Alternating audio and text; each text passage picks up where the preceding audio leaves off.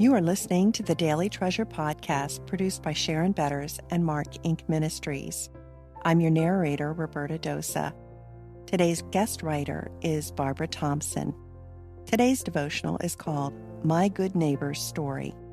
Today's treasure, but he, the expert in the law, wanted to justify himself, so he asked Jesus, "And who is my neighbor?" Luke 10:29. We read the familiar parable of the Good Samaritan, and along with the expert in the law, frequently miss the point. At least I did until God sent me a good neighbor. I missed the fact that I identify more with the expert in the law than with the Good Samaritan. 3 decades ago, justifying myself, I said, "Of course, I have no problem with an African American neighbor next door."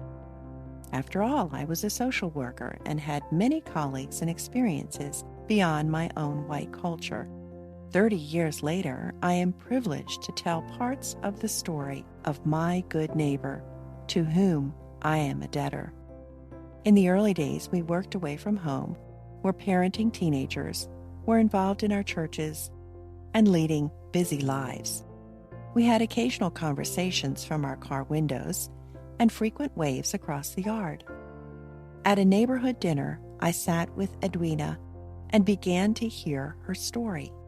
She is the great-granddaughter of enslaved persons who lived on one of the most famous plantations near where the movie Steel Magnolias was filmed.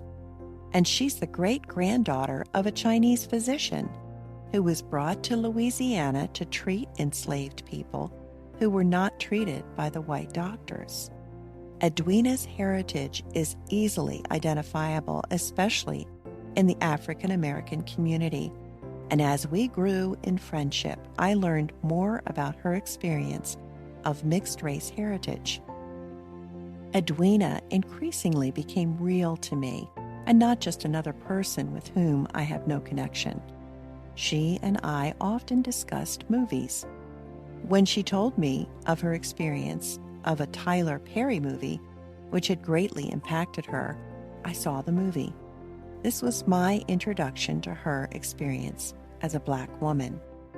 The story of Edwina is multidimensional and complex. I learned that she was the first Black high school student in a small paper mill town.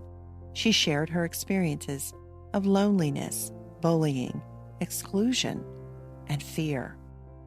And the most remarkable part of Edwina's challenging story is her unpacking of how God has worked each struggle and experience for His own glory and her good. I began this devotional with my confession of what a good neighbor I was to Edwina. I end with this confession. I am a debtor to Edwina because she trusted me with her story and let me sit with her as she cared for and buried her husband. Pray with her as her son was deployed to the Middle East on multiple occasions. Shared with me her adorable grandchildren and continues to call me sister and neighbor as we FaceTime. When we treasure the stories of others, God opens the eyes of our hearts to rejoice and mourn and to see dividing walls of hostility demolished. In the place of walls are bridges to our good neighbors. Lord, work in our hearts that we may read the parable of the Good Samaritan with a fresh perspective, repenting of our "I've got this" attitude. Give us eyes to see our good neighbors and have our hearts melted by the gospel. Your story. Look over the story you are writing and consider the characters in your story. Who are you? And how are others in your story identified? How is the Spirit working in your story to lead you to repentance and forgiveness? Friends, thanks so much for joining us for week 3 of our Daily Treasure podcast, What She Said series. And I know that Barbara Thompson, our guest writer, is encouraging you to walk by faith and to dig deeper into knowing Jesus and how to share your faith with others. You know, I don't know about you, but as I was growing up, I had a vision of what my life would look like. I think most of us do. We make big plans and we think that we're not going to be like those who end up having a lot of hard times, painful times. But when we reach that season of life, that older season of life, it might be that we struggle with bitterness or depression or discontent because life was nothing like we expected. And I wonder, and maybe you wonder too, is there a way to trade in the bitterness for contentment and joy? And is it even possible to flourish as we age? Well, those of you who have been around for a while know that Susan Hunt and I co-authored a book called Aging with Grace, Flourishing in an Anti-Aging Culture.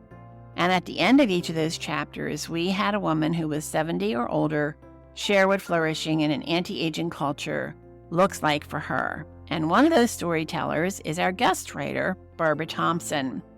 And she is also the guest for this Help and Hope podcast. And in that conversation that Barbara and I had, we talk about expectations and plans and goals for our lives and how maybe when we don't meet those expectations, they can influence our flourishing in old age.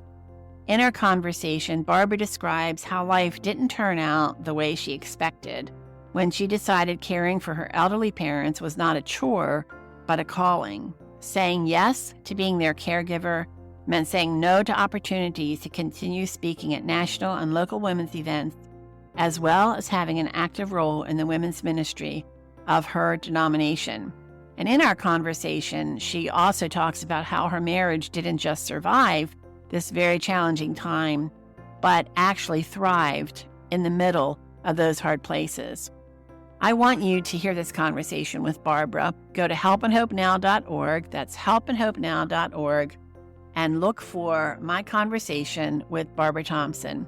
I'm Sharon Betters. Thanks so much for joining us, and I look forward to being with you tomorrow.